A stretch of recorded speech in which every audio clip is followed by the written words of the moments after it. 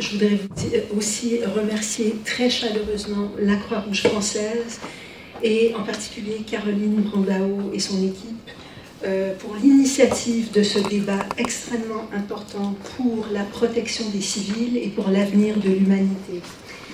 Ce débat et plus généralement la sensibilisation du public à la menace nucléaire et aux souffrances humaines indicibles qui seraient causées par l'emploi des armes nucléaires est d'autant plus opportun aujourd'hui que le risque d'emploi des armes nucléaires a augmenté considérablement ces dernières années. D'ailleurs, les experts nous disent aujourd'hui que nous sommes à des niveaux qui n'ont pas été vus depuis la guerre froide. Les armes nucléaires, si elles étaient utilisées, auraient des conséquences humanitaires absolument catastrophiques. Comment on pourrait utiliser une arme nucléaire conformément au droit international humanitaire, que ce soit la règle interdisant les attaques indiscriminées, que ce soit la règle interdisant les attaques disproportionnées, que ce soit la règle interdisant les armes de nature à causer des maux superflus. L'arme nucléaire pose des problèmes au titre de chacune de ces règles. Le traité sur l'interdiction des armes nucléaires a été adopté le 7 juillet 2017.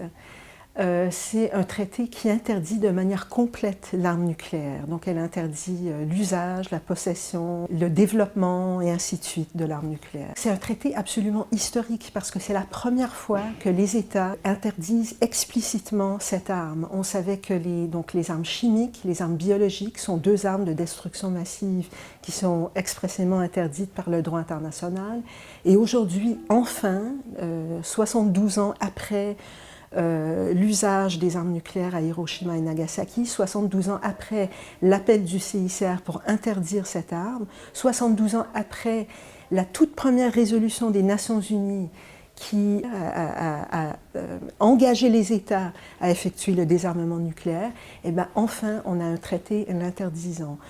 Le grand défi aujourd'hui, c'est que malheureusement, les États possesseurs de cette arme sont restés en dehors de ces négociations, de ce traité.